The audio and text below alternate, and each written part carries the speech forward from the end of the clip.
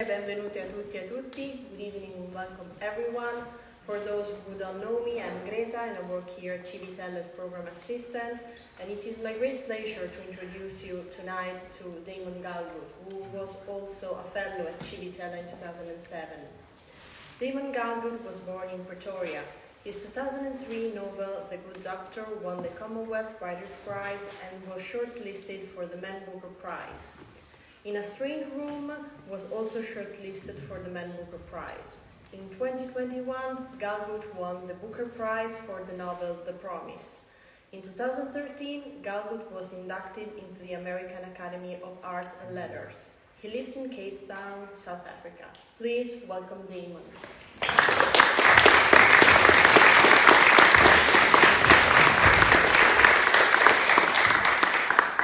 Hello. Thank you all for coming and thank you for that lovely introduction. It really is a special pleasure for me, personal pleasure, to be here at Civitel because, as you heard, I was a fellow. I was lucky enough to return as a director's guest after that. But the real pleasure of Civitel is in the experience of being here. And really, although it's 15 years ago, and I'm now in my 30s, that experience has stayed with me, and I know with other people who were here at the time, and has affected our creative lives, really, in ways we could not have imagined back then.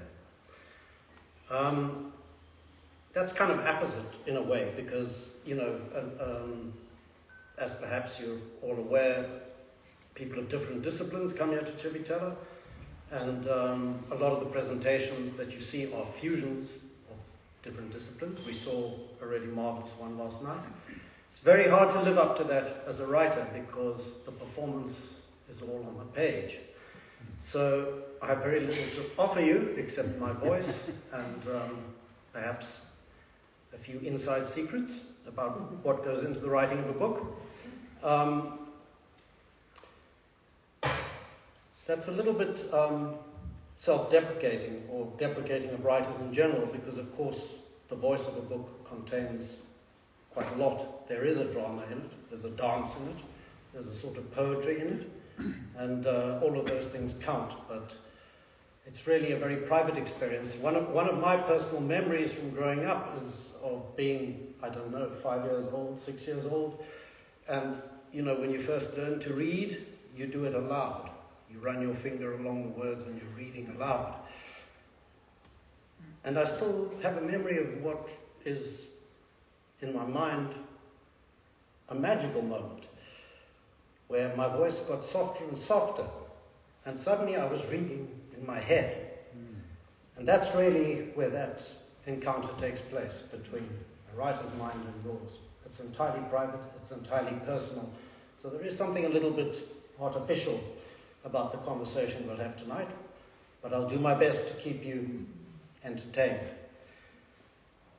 I learned to love books, actually, from having them read to me. I was very sick as a child and spent quite a few years in and out of hospital, being read to by various relations. And it was somewhere in that process that the love of words and stories took hold of me and has apparently never let me go since. And I still think it's special to be read to well. A lot of writers don't read very well, but I did go to drama school once and I think I've retained some skills.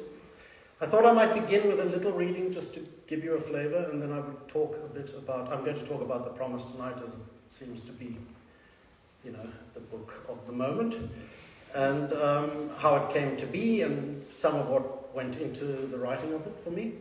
And then I would like to end with a longer reading, and if anybody has any questions, I'd be happy to engage with those.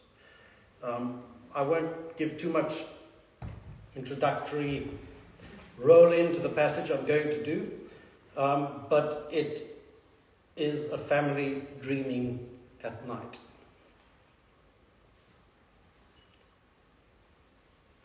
It is night, the same night, but later. The stars have moved on. Only a cuticle of moon casting the faintest metallic glow onto this landscape of rocks and hills, making it look almost liquid, a mercurial sea.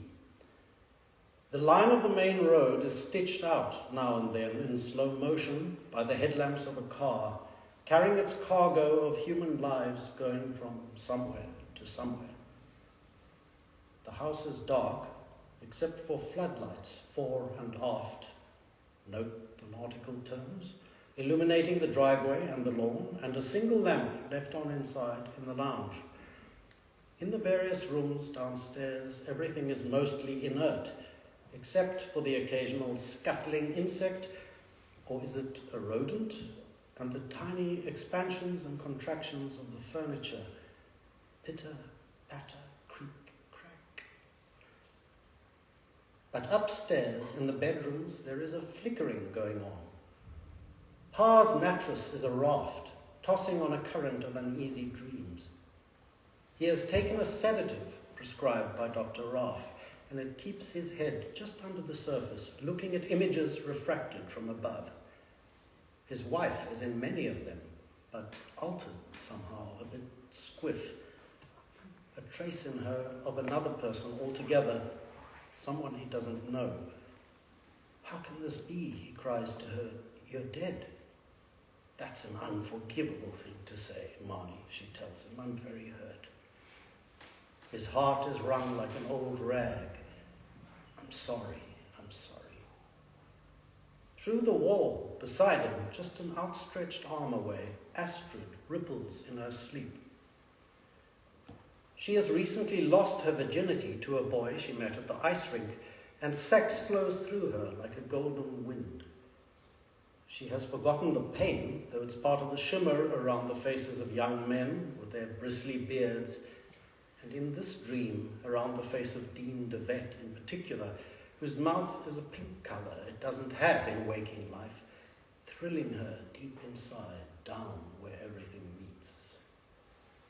In the guest bedroom, Tani Marina dozes and starts, dozes and starts. She achieves only the beginning of a dream in which she's on a picnic with P.W. Botha at an old fort somewhere, and he's feeding her strawberries with thick white fingers before she gets woken by a kick. At home in Menlo Park, she doesn't share a bed with Oki, who lies twitching beside her like a hit-and-run victim waiting for medical assistance. What a thought, Marina, sis on you, but you can't help what you think, it's only human. And far worse has gone through your mind. Oh, yes, it has. Her husband's foot touches hers, she pulls her foot away. Terrible to flinch from what you once briefly loved or thought you did, or wanted to think you did, but are shackled to regardless for life. At the other end of the chain, Oki jerks like a dancing bear. He doesn't dream, not exactly, unless the shallows he splashes through are a sort of dream, but nothing quite happens. There's just the question of colour changing all the time. A bubble rises from the seabed, becomes a breaking of wind against the flank of his wife, who stiffens and flares her nostrils in protest. And in her bedroom, at the end of the passage, Amor lies sleepless hour after hour. Not unusual for her, believe me. Every night before she drifts off, her mind must move outward from where her body is based on its back in bed, to reach out and touch certain objects in particular places in a specific order. Only when she's done that can she relax enough to let go. But tonight it doesn't work. Other images from the day are too powerful. They come jostling in, Miss Starkey's pressed together lips, Lucas's stick hitting the ground, the sore place on her arm where her aunt pinched her, so much rage in her fingers, sending out its little pulse of pain into the universe. Notice me, I am here. Amor Swart, 1986. May tomorrow never come. Well, I hope that gives you a taste of the somewhat offbeat voice of this particular book, and I can talk a little bit about how I arrived at that voice, which is in many ways for me the most important and essential element of creating, well, a story of any sort. At the time I began writing this book, I in fact didn't think I had another book in me. I have a writer friend who said to me once that she felt writers had only a certain number of books that they could write, and after that she planned to go silent. And I always thought that was peculiar, but the truth of it came up against me in quite a personal way after I'd finished the book I wrote before this, which was about Ian Forster. It didn't feel to me as if the internal engine was ever going to turn over again. I'm not a writer, I guess, who can produce a book on demand or write to order. Writing has always felt far more personal, essential maybe, and I do think it has to do with that experience from childhood of being very, very ill. Writing has always been connected with me with a sense of being alive and of being able to continue. So not being able to write causes existential reverberations in me. It's a very unhappy thing. And then I, just by chance, had a lunch with an old friend of mine. He's about 10 years older than me, and he's the last member left of his family. His parents have died, his brother and sister have died. And because we were a bit drunk and it was a particular mood, he was telling me stories about the different family funerals that he'd attended. And they were very, very funny stories. He's a very funny man. He's a good raconteur. And of course, stories about funerals are not about the person who's died. They're about the living. And the antics of the living are endlessly amusing, especially, when families come together at intermittent times. Anyway, it wasn't that day, but on some day that succeeded it, where it occurred to me, I'd read a lot of stories about families, but I've never really read a story about a family that could be told in this very particular way, through the device of 4 family funerals, where you would see and hear nothing about the years in between those funerals. You would just, in an almost theatrical way, see the curtain lift. You would see what happened on the day or two around a funeral, and then the curtain would drop. And the next time it rises, you're maybe 10 years further on. This idea had a particular appeal to me because my preoccupation more and more as I get older is with time and the passage of time. Maybe when I was younger as a writer, if I had an idea for a book, it would be about plot. It would be about action, because action is the terrain of young people, really, as one gets older. After that, for a while, it became clear to me that actually if I widened the lens a little bit, I could look at how time changes a nation. And I come from South Africa, which is a very troubled nation. Not the only troubled nation on earth, for sure, but more troubled than most. And it's certainly true that in the last 30 years we've been through some very dramatic changes in my country, which have been written about one way or another, but I thought I might be able to bring a kind of individual perspective to that. They happen to be the years of my adult life, when my consciousness, if you like, was at its fullest. And, like every other South African, I have political opinions, but I also have lived through those years, and I thought I might be able to give body to the feeling of living those years. So I have another book, and I started to write it. And for me, really the core quest in the writing of a book is finding the voice of the hero. And I don't mean, whether it's in first person or third person, that's important, but it's only one decision you have to make. I sort of believe or think, and I don't rationally think this, it's something I feel and I work with the image of it, that books have an innate voice, and the job of the writer is to try to find what that voice is. I know technically that's not true because stories can be told many, many ways. but the way you want to tell that story is probably unique to you, and you kind of have to find what that is. And often you have to strip away a lot of things to find what that might mean. What it happened to mean for me, well, I arrived at it slowly, because I started the book in quite a conventional way, telling it in the third person and relating it in the sort of plodding and then kind of way that most novels work with. But I was very frustrated with it. And I know it's very different for different writers, but for me, the process of writing a book is one of moving from obscurity, unconsciousness, to hopefully a kind of clarity and, as full a consciousness as I can bring to it. There's a certain sense in which you write a book in order to understand why you're writing it. So you're bothered by things in the beginning. You have a feeling that things have a kind of electrical charge, a voltage, but you don't understand why. And the process of writing the book perhaps will bring you closer to those answers. Anyway, a fortuitous accident diverted me from the writing, because I'd done maybe, 20,000 words, and I got offered the chance to write a film script, or a couple of drafts of a film script as it happened. And I took the job mostly because I needed money at that point. I was in a deep financial hole.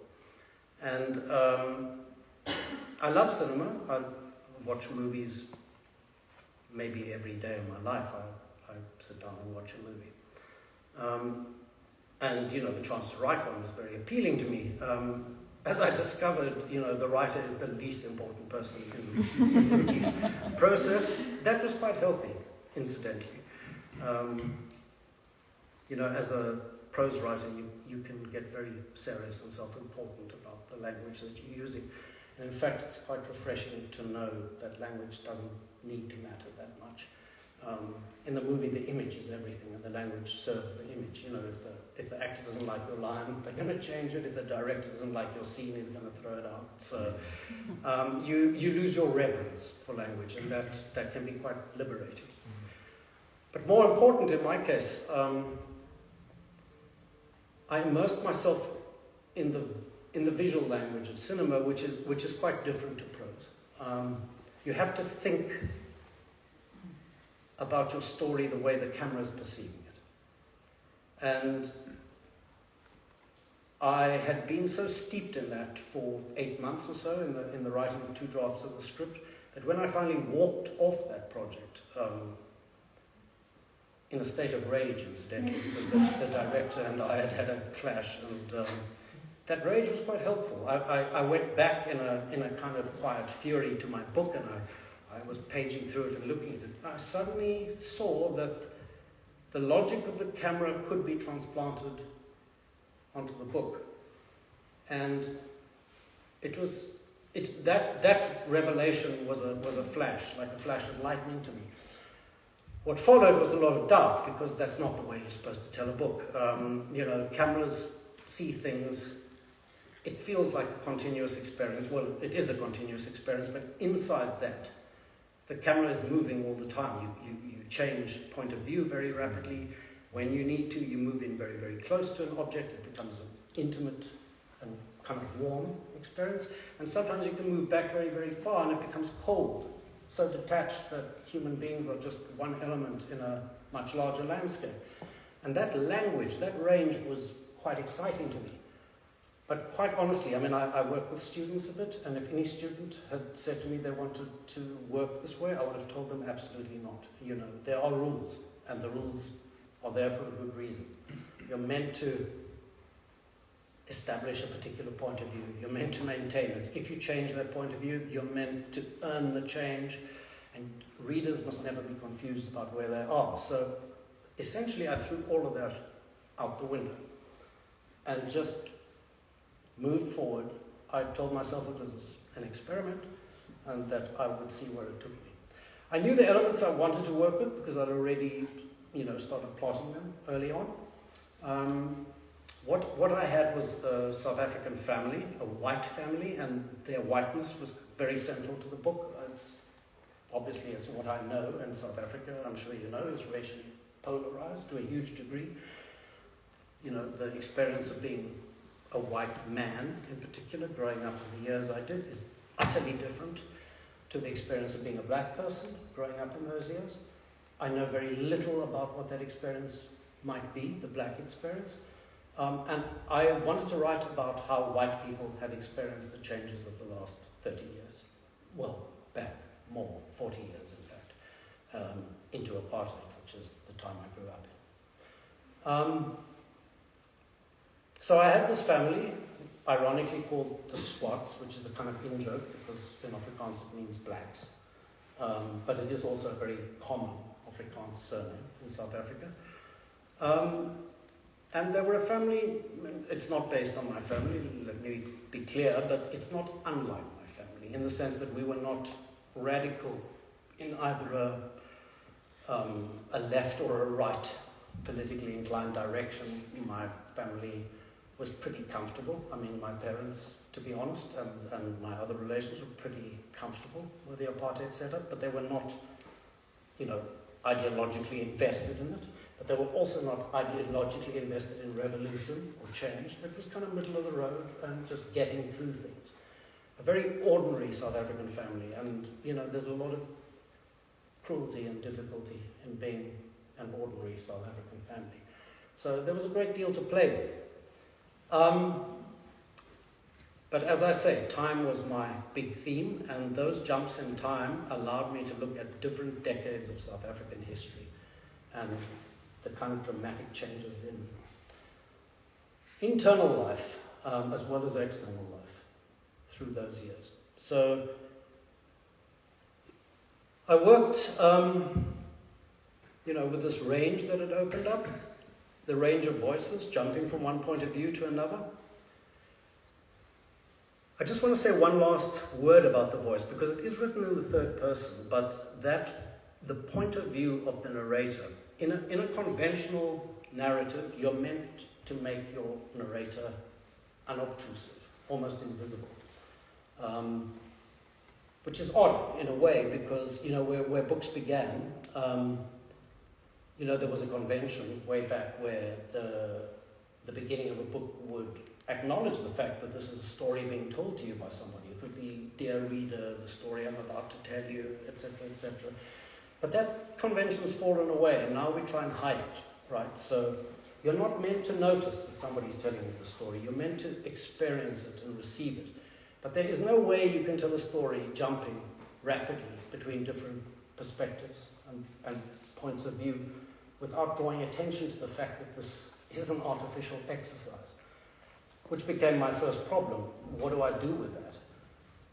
And that, incidentally, is one of the major reasons why novels don't work in this way, because they become obviously artificial exercises. Anyway, I decided the only way this could possibly work was that if instead of trying to conceal it, I pushed it. So I made the narrator another character in the drama, not a character who takes part, but very obviously somebody who has feelings, attitudes, comments on what people are doing, judges them, and in those sort of literary cinematic moments where the viewpoint is very far away, sometimes seems almost inhuman, the kind of judgments that the narrator would pass is, you know, as one editor I had observed, sometimes quite cruel. And in those moments where you're getting, as it were, a close-up, sometimes the narrative would fall inside the character and become a first-person voice. So it was exciting to me. It opened up a huge range from first person to a very, very distant, cold third person. And I started to play with the various voices that threw open for me.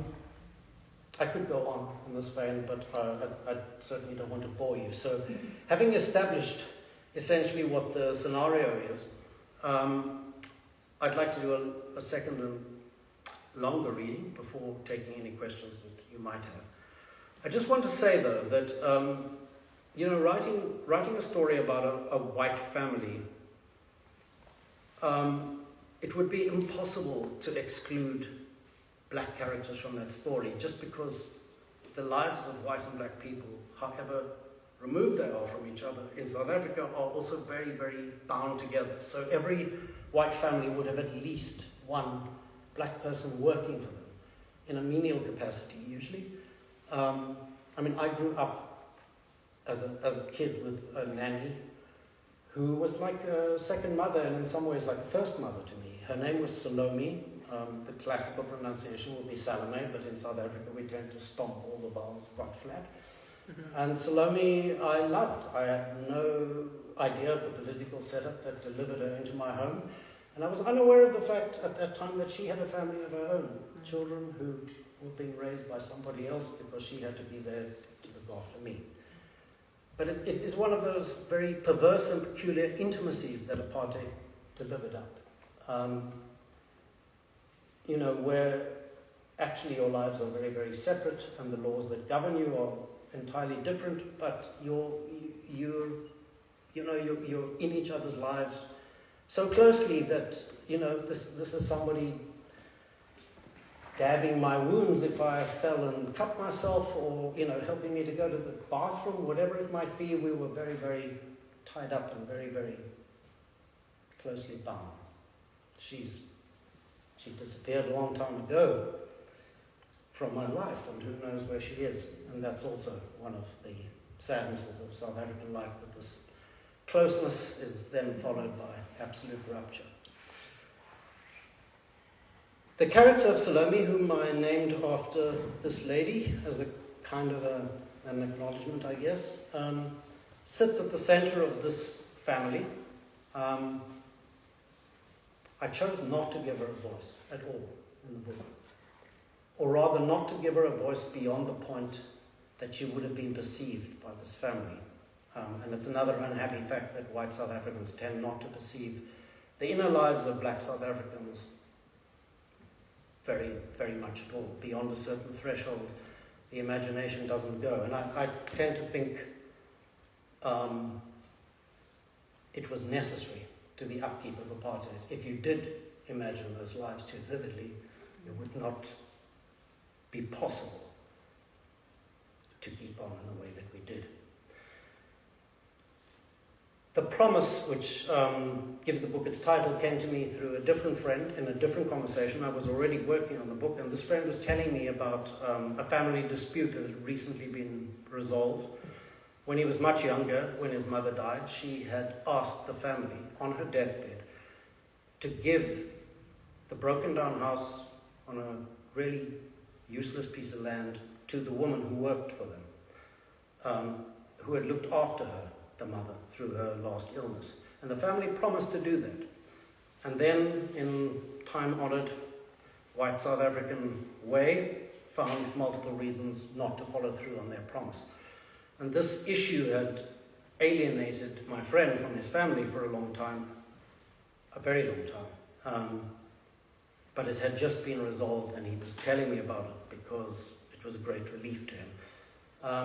And not that I construct all my books from the anecdotes of friends, but it did strike me as something I could stitch through the book, something that would recur in these 4 different panels that gave it a certain coherence and consistency. So I did. I introduced Salome, and I introduced this issue of the promise without realizing at the time how very central it would be to the narrative and the way people read the narrative. And I'm telling you that because it comes up in the passage I'm about to read. So early on in the book, Amor, the youngest sister in the family, has been pulled out of boarding school because her mother, who's been sick for a very long time, Rachel, has just died, and she is taken back to the farm, which is just outside the city, to be with the family. And there's a big gathering of people, and she feels she can't deal with it, and she runs away and hides on a koppie, which is the South African name for a low hill, which is just behind the house. And she's looking down at the house, which is full of people, and what follows is what follows. I've of course lost my place, but here we are. Amor can see the two of them, her uncle and the doubting dominee, through the sliding glass doors of the lounge. From the top of the kopje, she can see the whole front of the house, all the windows on display, which is why she likes to sit here, although she's not supposed to do it alone. It's never been so busy down there on the ground floor. Multiple human figures moving around like toy people in a toy building. But her attention is not on them. She's looking at only one window, upstairs, third from the left, thinking, she's in there. If I just go down the hill and up the stairs, she'll be in her room waiting for me, like always. And she can see somebody moving around in there. A female figure, bustling about. If she half closes her eyes, Amor can imagine that it really is her mother, her body strong and healthy again, cleaning up the medicine from next to her bed, not needed anymore. Ma is better again. Time has been turned back. The world is restored. Easy as that. But she knows she's just pretending and the person in the room isn't Ma. It's Salome, of course, who has been here on the farm forever, or that's how it feels. My grandfather always talked about her like that. Oh, Salome, I got her along with the land. Pause a moment to observe as she takes the sheets off the bed. A stout, solid woman wearing a second-hand dress given to her by Ma years ago, a headscarf tied over her hair. She's barefoot and the soles of her feet are cracked and dirty. Her hands have marks on them too, the scuffs and scars of innumerable collisions. Same age as Ma, supposedly, 40, though she looks older. Hard to put an exact number on her. Not much shows in her face. She wears her life like a mask, like a graven image. But some things you do know because you saw them yourself.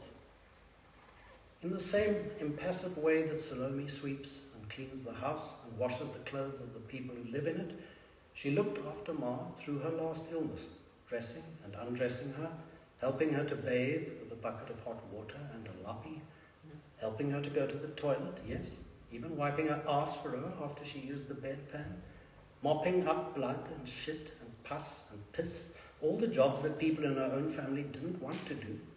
Too dirty or too intimate. Let Salome do it. That's what she's paid for, isn't it? She was with Ma when she died, right there, next to the bed. Though nobody seems to see her, she is apparently invisible. And whatever Salome feels is invisible too. She has been told, clean up here, wash the sheets. And she obeys, she cleans up, she washes the sheets. But Amor can see her through the window, so she's not invisible after all. Thinking about a memory, not understood till now, of an afternoon just 2 weeks ago, in that same room with Ma and Pa. They forgot I was there in the corner. They didn't see me. I was like a black woman to them. Do you promise me, Marnie? Holding on to him, skeleton hands grabbing like in a horror film. Yeah, I'll do it. Because I really want her to have something after everything she's done. I understand, he says. Promise me you'll do it. Say the words. I promise, Pa says, choked sounding. She sees the picture still, her parents tangled together like Jesus and his mother, a terrible sad knot of clutching and crying. The sound somewhere else, higher up and apart, the words not reaching her till now.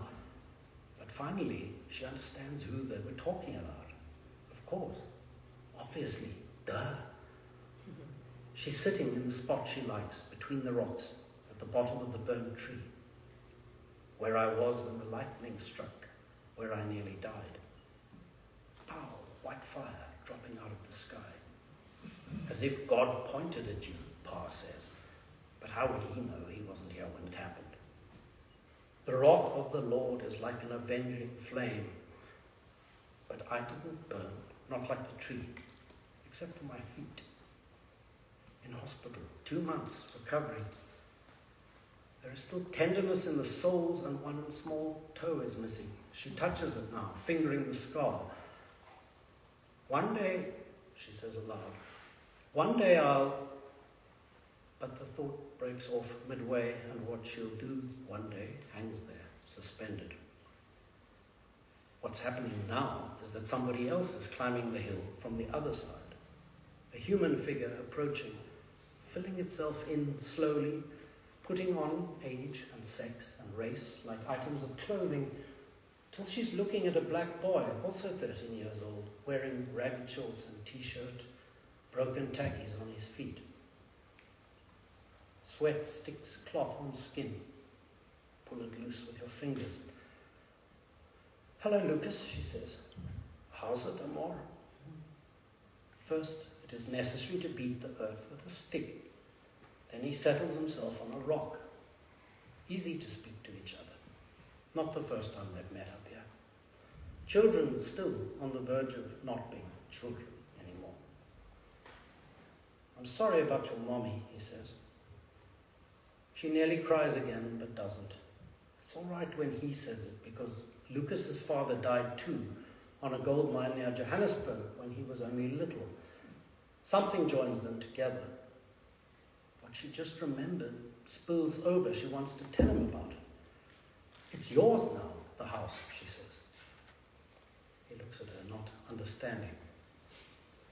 "My mother told my father to give it to your mother. A Christian never goes back on his word." He looks down the hill to the other side, where he lives, in the crooked little house. The Lombard place. That's what everyone calls it, even though old Mrs. Lombard died years ago, before Amor's grandfather bought it to stop that Indian family moving in and let Salome live there instead. Some names stick, some don't. Our house. It'll be yours now. He blinks, still confused. It's always been his house. He was born there, he sleeps there. What's the white girl talking about? Growing bored, he spits and stands up. She notices how long and strong his legs have become, the wiry hairs growing on his thighs. She can smell him too, the stink of sweat. All this is new, or maybe the noticing is new, and she's embarrassed already, even before she's aware he's looking at her. "What?" she says, huddling over, arms on her knees. "Nothing." He jumps over to her rock, crouches down next to her. His bare legs close to hers. She can feel the warmth and prickles. She jerks her knee away. She says, "you need to wash." He gets up quickly and leaps back to the other rock. Now she feels sorry for chasing him away, but doesn't know what to say. He picks up his stick and hits with it again. "All right," he says. "Okay." He walks back down the hill the same way he came up, slashing with the stick at the white tops of the grass, pushing it into termite hills, letting the world know he's there. She watches him till he disappears, feeling lighter now because the big black car is gone, and a big blackness that was sitting on her has gone too. Then she wanders down the other side of the kopje, pausing here and there to look at a rock or a leaf, to her own house, or the house she thinks of as her own. By the time she comes in through the back door, 133 minutes and 22 seconds have passed since she ran away. 4 cars, including the long dark one, have departed. A single new one has arrived. The telephone has rung 18 times, the doorbell twice, on one occasion because somebody has sent flowers that improbably turn up all the way out here. 22 cups of tea, 6 mugs of coffee, 3 glasses of cool drink, and 6 brandy and cokes have been consumed. The 3 toilets downstairs, unused to such traffic, have between them flushed 27 times, carrying away 9.8 litres of urine, 5.2 litres of shit, 1 stomach full of regurgitated food, and 5 millilitres of sperm. Numbers go on and on. But what does mathematics help? In any human life, there's really only one of everything. So I'm going to leave it there, and if any of you do have questions, please feel free to ask them. I'll do my best to answer, and if you don't, we can all go forth and have a pleasant evening. Can I ask a question?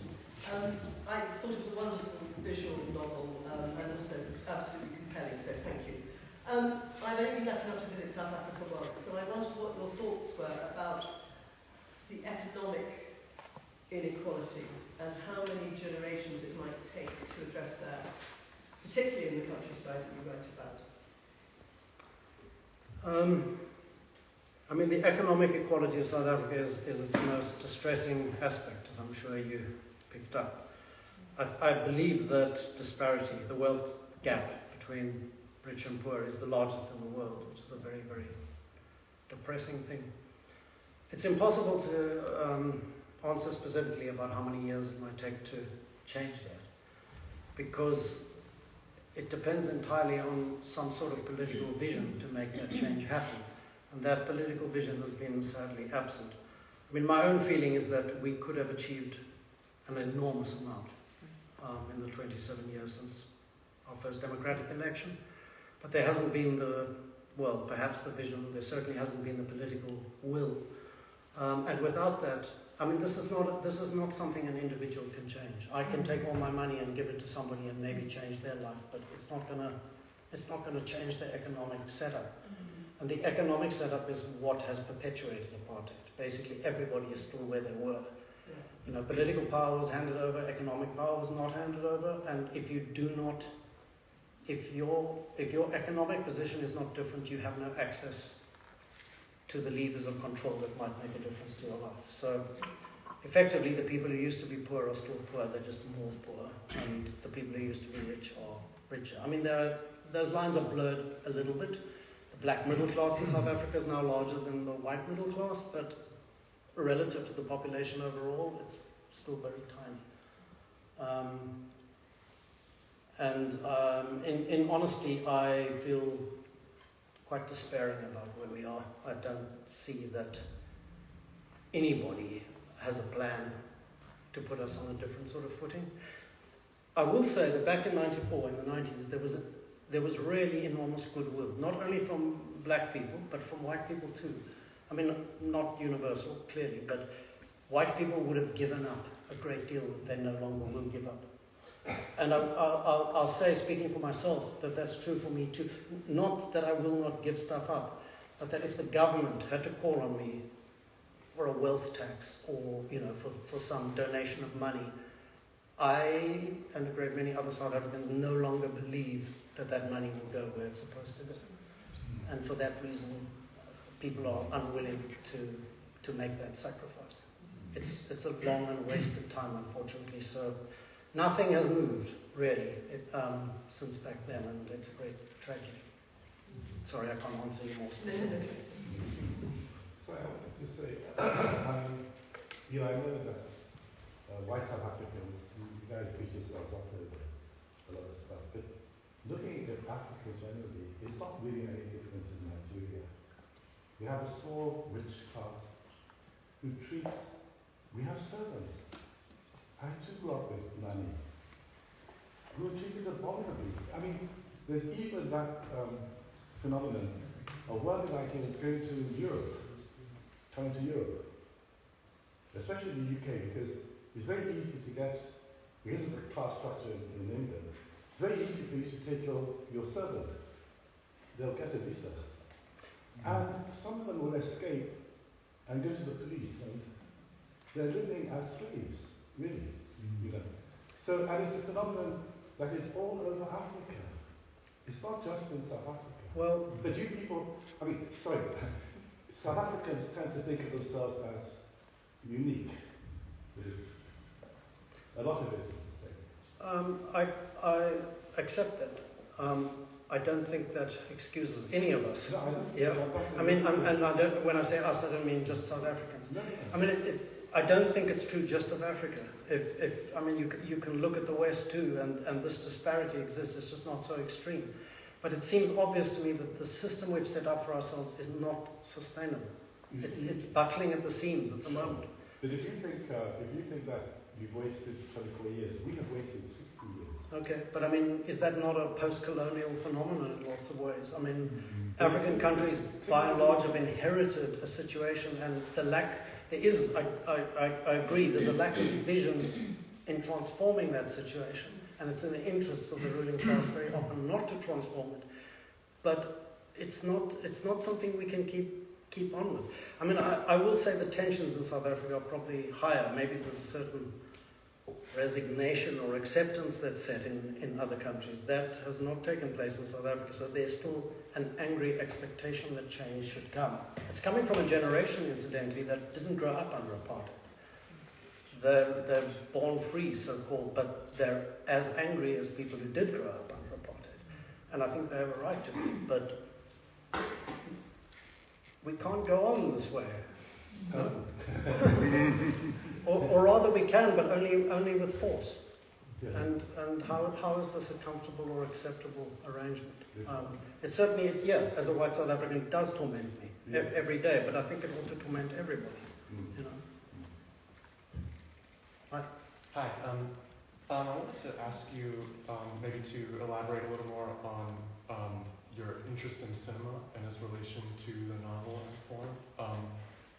In particular, I was sort of interested in your thoughts on cinematic techniques maybe being more useful than literary ones in terms of enacting shifts in perspective, or maybe literary devices having a specific history of requiring a sort of stasis of perspective or something like that. I'm interested in that as well. Yeah, I guess I should stress that my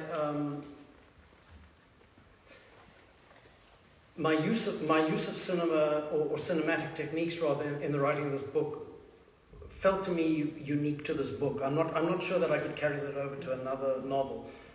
Like I said in the beginning, it's sort of important to me to find the voice of a particular piece, and this seemed to be the way this piece wanted to speak. But I can see any number of reasons why that would not work with other stories. I mean, there may be stories where that's absolutely apt, but it was especially relevant to this because, you know, it allowed multiple voices to utter in a very concentrated way in a short space of time. But there are books where actually you're much better served by a single point of view, by a first-person narrator, maybe reliable or unreliable, whatever it might be. But it was a revelation to me that techniques I thought wouldn't ever work with a novel actually did. I mean, to be sure, it hasn't worked for everybody. I mean, some of the online response to the book has been like, I don't know what's going on with this, which was my fear right through the writing, was that I'm the only person who's going to understand this. For other people, it's going to be a mess.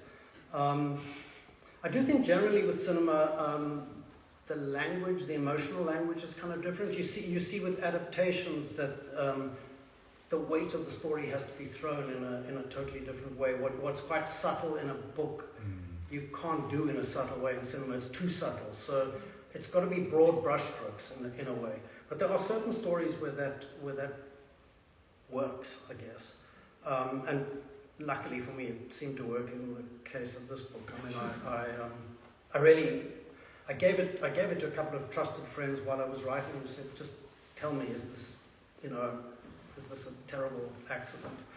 And they all encouraged me to keep going, but then my doubts always came back. It was really only when I was done and people could read it that I felt okay, it had carried over in a coherent kind of way. I mean, I guess it's a big question, and I don't have a neat little answer for you. It's something I'm still exploring myself, and I guess the question of how one might expand those techniques or carry them over in different ways is still an open question for me. So yeah, sorry, it's an inadequate answer, but it's all I can offer you right now. Hi. Do you have another book in you? I hope so, but I mean, I actually am under contract to write another book, which is a collection of short stories, so I certainly hope I'm able to deliver that. But I don't know, there's nothing stirring in the depths, and that's, I'm back to my state of existential alarm over there, but I'm hoping... I think we share that. Books arrive. I mean, for me, they're something that are given to me in a way. They're not things I pull out of the hat. So I don't know if that gift's going to come my way again, but I certainly hope so. Thanks. Hi. You talk about the importance of consciousness in terms of your particular writing. That intrigues me because it is very, very important to you. Can you say a bit more about how that informs you in your particular style of writing and what it is that is your deepest desire in any particular story that you write from that consciousness aspect? You spoke about it from an early age. Just to be clear, the consciousness of me or of the characters in the book? In your writing, Yeah. the consciousness. You know, when you were being read to, you listened to the story, but then there came a point where it was in your head. Right. There was a consciousness of your own that came from you, which seems to be an important element of anything that you are writing. And I just wondered if you could say a bit more about that. What is the strength of it? What is it about? And how does it inform the story, the message, and what you are trying to convey? I think I can only give a very partial, incomplete response to that because, I mean, when I was talking about it earlier, the collision, if you like, the pleasure of reading a book for me is that you're rubbing up, as it were, against the mind of the writer. So there is a very intimate conversation that goes on, and it's unique to you because the way you read a book, the way an image flowers in your head is not the way it might be for me or for another writer. There's no uniform response to a book, and that's partly what's marvelous about books. If you watch a movie, everyone's receiving the same image, but with a book, it's not that way. And there's a certain mystery attached to that, and it kind of ought to stay mysterious, I think. I just know I'm very, very attracted to, words start to fall short at this point, but the sort of zone that opens up with language. In a really blissful reading experience, you're not aware of words on a page, you're just aware of what the words do to you and what they conjure. It's like living something. Lots of books don't live up to that, and I dare say my own writing has fallen short of that often. But in the really deeply profound and pleasurable reading experiences I've had, that's the case. How you get there, I don't know. Books are trickery, sleights of hand, but as has been said, they're lies that tell the truth in a way. So you're using all the tricks at your disposal, but what you're straining for is to represent your perception of life and how it works. Brilliant. Okay, all right.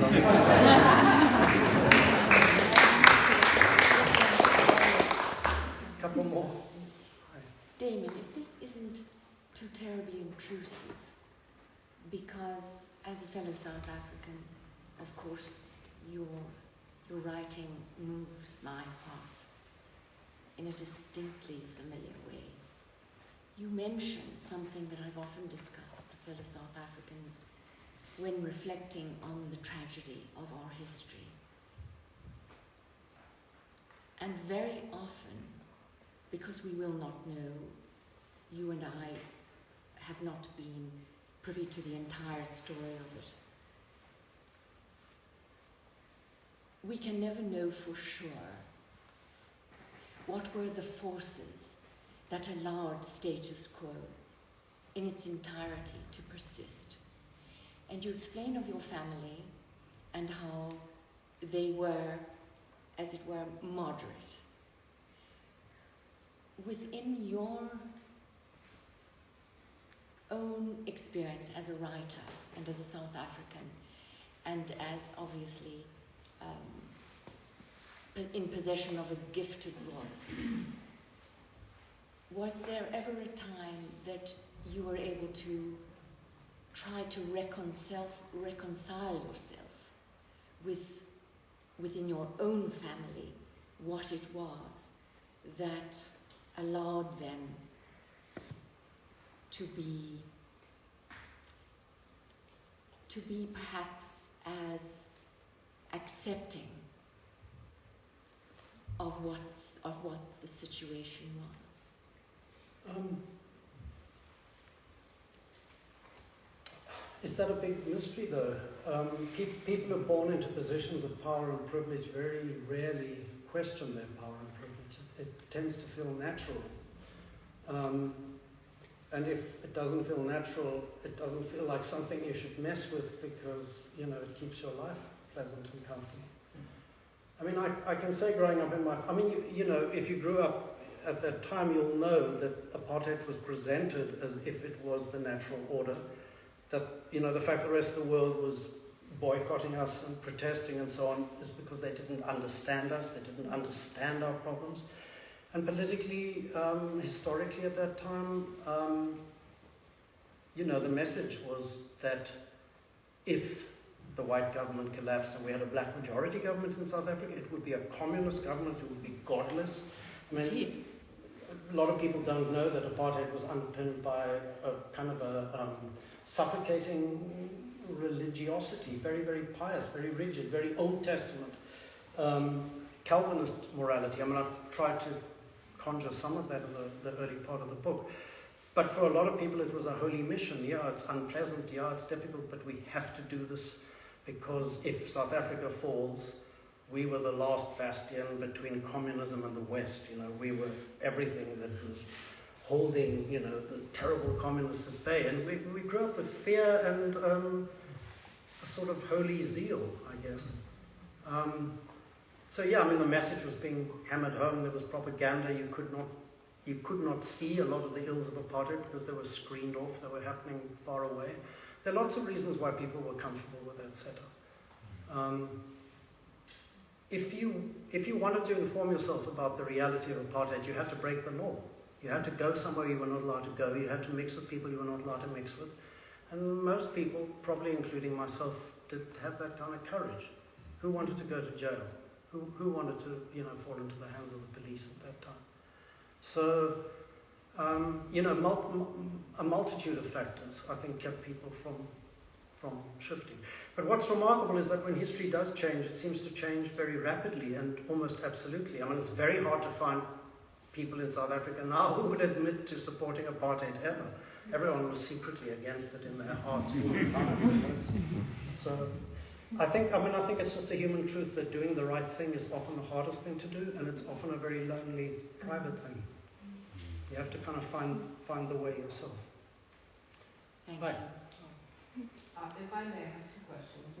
As a Vietnamese speaker, we don't have past tenses in how we often speak and tell stories, and so I'm really curious of when an Anglophonic tradition, one uses the present tense. So I'm just curious of what is the allure, what are the benefits and the drawbacks of your decision, because you have choices. You know, in English, you past, present. Why the present tense for you, and perhaps you use other tenses in other books, but why this one? And secondly, and this is, you can just kind of talk openly about this in relationship with the Anglophonic tradition as a whole, and are there other traditions in Africa that come in? For example, the Anglophonic tradition in America has different influences, and often the African writers are often deprived from the American canon. And so I'm really curious about, you know, what are the advantages coming from that geological position in your relation, not that I'm assuming it's a complicated relationship with English and Anglophone canon. When you say Anglophone tradition, you mean Anglophone literary tradition? Yes. Yeah. Thanks for those questions. I mean, the present tense, the choice to write in the present tense, it is a choice, you're correct, is part for me of the voice of the book, something you have to decide on because you achieve different things with those decisions. For me, in this case, it wasn't a difficult decision, partly because the voice of the book grew out of cinema. Cinema is something you experience in the present tense. It's what you're seeing. But also, as I say, the kind of deeper subject of the book for me was time and the passage of time, and we move through our lives in the present tense, something we experience at each moment, and I wanted to get that sense that one understands stuff historically backwards, but that all the time you're living right now, moment by moment. As for the Anglophone tradition, I mean, that's a complicated question. I mean, South Africa's not just racially divided, but inside the races there are further divisions, and quite a profound one is between English and Afrikaans. So I grew up in an English-speaking household, and all the reference points tended to be, you know, back in England, the mother country, so to speak. You know, at school we did set works that were, you know, we did Shakespeare, we performed all the kind of Eurocentric gestures. And it took a while to kind of, well, I'm not sure I have shared all of those, to be honest. And that's an ongoing thing. I mean, part of the project at the moment with the sorts of books that have been published is a kind of reclamation of other languages, other ways of speaking. It was quite liberating for me in this book to speak like a South African. You know, there were a couple of words in this passage which maybe non-South Africans wouldn't relate to, like lappy, which is a cloth, a cleaning cloth that you use. There are probably some others. And in previous books I might have hesitated before using those words. I have an internal compulsion to translate you know, South African references for an overseas readership. But part of me, you know, is defiant about that. I grew up reading novels published in England where people would use French in a casual way because, you know, one does and one simply understands it, and I didn't understand it. And then I sort of had to work at that, and I think, well, let me make South Africa the center of the world, actually, for a change, and speak from there and let other people try and understand me, because, you know, that's how the rules are. So again, it's an inadequate answer, but it's a big question. So thanks. Thank you very much. Okay.